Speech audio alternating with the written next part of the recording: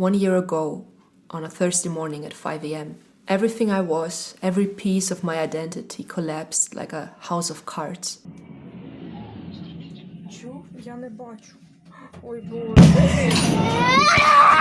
A friend was calling me from Kiev.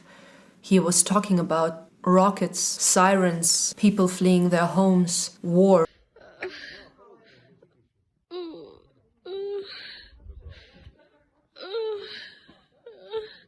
In this moment, I was not able to fully comprehend the full extent of horror that I was starting to feel deep in my gut. It all felt completely unreal.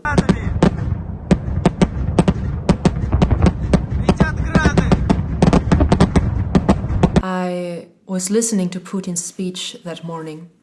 I was forcing myself to listen to this speech and look this man in the eye, but in his face there was nothing human anymore. That was the speech of a madman. I was sitting there completely paralyzed. I understood that until this day I did not know how evil a man can be. Sit back in the chair in my kitchen and I start crying, and I'm not able to move, not able to breathe.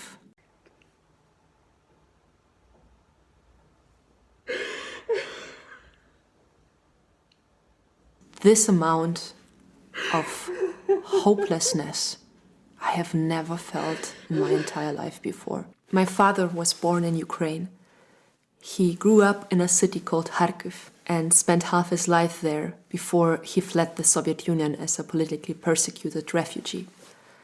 All my life I have dreamt of visiting Ukraine one day. I have dreamt of visiting Kharkiv and seeing the city of my father. One question was repeating itself over and over again. I asked myself this question: why have I not listened to my heart? Why have I not traveled to Ukraine? Why I have never visited Kharkiv? And as messages pop up on my phone and I read Kharkiv is being bombed, I always said I want to visit it in the future, and I realized in this moment that this future may never come. Another memory comes to my mind. I remember my friends and me standing in front of the Brandenburger Gate in spring 2021. We have organized a big protest which we called Stop Putin's Terror, and we were fiercely demanding justice and freedom for political prisoners in Russia and Belarus. Back then we were talking about people such as Boris Nemtsov, a Russian politician who, imagine, back in 2014 was warning the world that an even bigger war would come if we let Putin remain in power. Что получит этот Путин в итоге? Скажите мне. Что он получит? Он получит врага в лице Украины. Boris Nemtsov was shot several times in the back in February 2015 and died in the same night. Back then, people called him crazy, just as they called Alexei Navalny a crazy radical person. Just as they came to our protest and told us that we are too radical, too extreme, and that we should be more diplomatic. Но мне кажется, первый шаг – это не молчать, это говорить о том, что происходит в России. В Германии мы можем выступать, мы можем говорить о разных темах, и мы не должны бояться, что нас посадят за это в тюрьму, что нас уволят. В России люди это не могут сделать, это реальный риск выйти на улицу. Die meisten von diesen Menschen, mit denen wir heute in Kontakt treten wollen, sitzen jetzt in Gefängnistransports und werden inhaftiert. Das ist die Realität in Russland. Sie sehen Fotos auf unseren Bannern. Das sind alles Menschen, die in Russland für ein anderes Land gekämpft haben, für Gerechtigkeit, für die Freiheit. Sie alle sind gestorben, wurden getötet. Es reicht. Years of smiling and shaking hands, years of compromises, years of being polite and diplomatic, years of ignoring facts, ignoring people who were warning us for years about the danger of Putin and his government. Years of ignoring Alexei Navalny, ignoring political prisoners, ignoring murder, corruption, lies, propaganda. Years of fearing the little big man and his impact on our economy. Years of benefiting from Putin's power. On this Thursday morning, we collectively watched the results of our ignorance, our silence, and our compromises.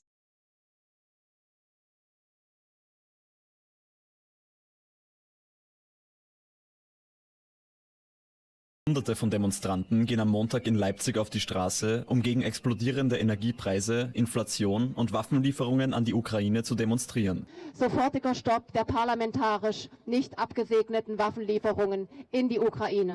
Being a pacifist, I realized, is a state of privilege. It is easy to say, I am a pacifist, when you are in the comfort of your own home, safe and secure, without anything or anyone threatening your life or the life of your family. When you live in a fairly democratic environment that cares for your basic human needs, when the closest you come to seeing a missile is on the bright screen of your television watching another war movie that you can pause at any time to get yourself a drink from the fridge in the kitchen. When you find yourself in an environment like this, it is easy and maybe even noble to say, I am against weapons, against the war, and I'm a pacifist. Believe me, the people of Ukraine are pacifists too. They were, and deep in their hearts, there still are. But the people of Ukraine didn't choose this war. They didn't choose to send their sons and daughters to the front line. They didn't choose to kill. They were forced to make this decision. Because another country that is 28 times bigger than Ukraine attacked them and declared war on them. That is what has to go inside the brains of all those people that are screaming, I'm a pacifist, I'm against weapons. It's like everybody is against weapons. I'm against weapons. I don't want that there is any war in the world. But in this situation, you can't be naive. Давай.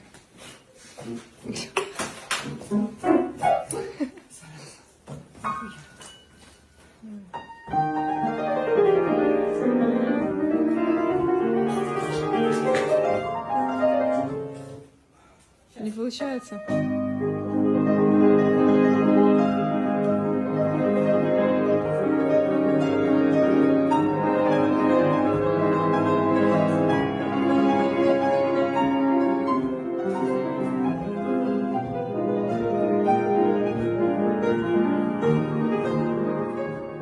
You show them pictures, you show them videos, you show them facts.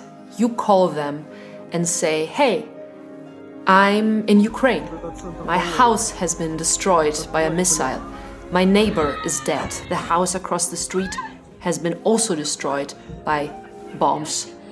I'm in the middle of the war zone, and those people will still say, you are lying. This is not happening.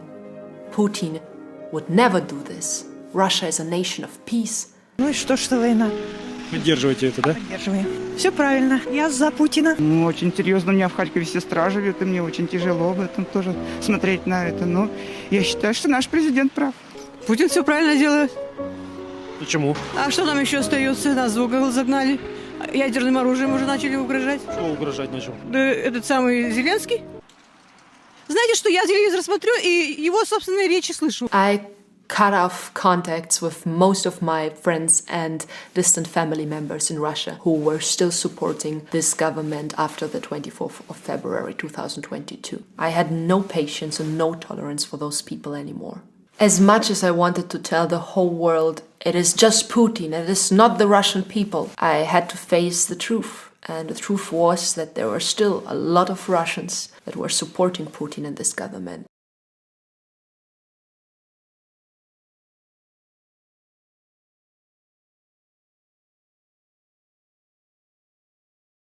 When numbers exceed a certain point, they become theoretical. We can't feel numbers anymore when they get too high. So when we hear the news every day and we hear that even more soldiers and civilians have been killed in a Russian attack, we get so used to hearing those news that those numbers become meaningless and we become immune to the pain of others, and in doing so we become passive and even indifferent and cold. We do so in order to protect ourselves, to protect our mental health, because To feel this pain every day unfiltered can throw you deep into a hole of depression and darkness. I know what I'm talking about because I've been there. A few months into the war, I was mentally destroyed. In my attempt to help, I was surrounded with pictures, videos, and messages of the war 24 hours per day. People were reaching out to me and telling me their stories, and I lost count as to how many videos I received and watched of dead bodies and torn apart limbs laying on the sidewalk of Ukrainian cities, the news of unimaginable war crimes in Bucha, the horrific tragedy of Mariupol. It was at the end of a week where I got the message that the daughter of one of my friends was killed by a Russian missile that I finally just break down. I'm just breaking down, and I understand in this moment that I can't go on like this any longer and that I need a break. And I feel ashamed and guilty that I have this option to think about taking a break, because so many people don't have this option. They have to live through this nightmare every day. But I realize that I can't help anyone if I don't help myself. So I switched off everything for a few months. And it felt good. It felt really good. If you decide to not watch the news anymore and to not listen to people who are experiencing pain and suffering and despair, it seems like it's almost not happening. You go to work, you live your life, you enjoy life, you only care about yourself, your family, your friends, and life becomes very easy and peaceful, and you don't want to go back. You don't want to start thinking again about people in Ukraine or Russia or the world in general. There is nothing wrong in living life this way, but after a few months I realized that I can't enjoy living a life where I am the center of the universe. I can't close my eyes to the world. That's not working for me, and maybe there are people that can do that, and I'm honestly asking myself how they do that, and I want to know their secrets. I can't run away from things that truly matter to me, and Russia and Ukraine matter to me because this is part of my identity. This is who I am. This is where I come from. In the purest form, being political means to care about other people, to care about your environment, to care about this world. Of course, we need balance.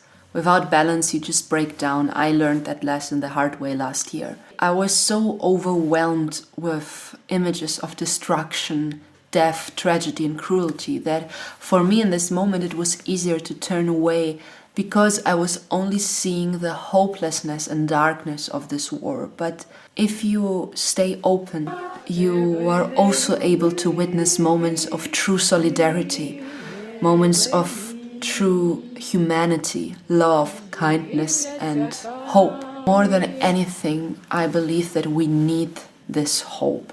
The hope that makes me believe Ukraine will win, Putin and his government and everyone responsible for the war crimes will be convicted, and Ukraine will be rebuilt. Every destroyed city will be rebuilt. The political prisoners in Russia will be free, and Russia will start healing and rebuilding itself in every aspect, politically, socially, from the bottom.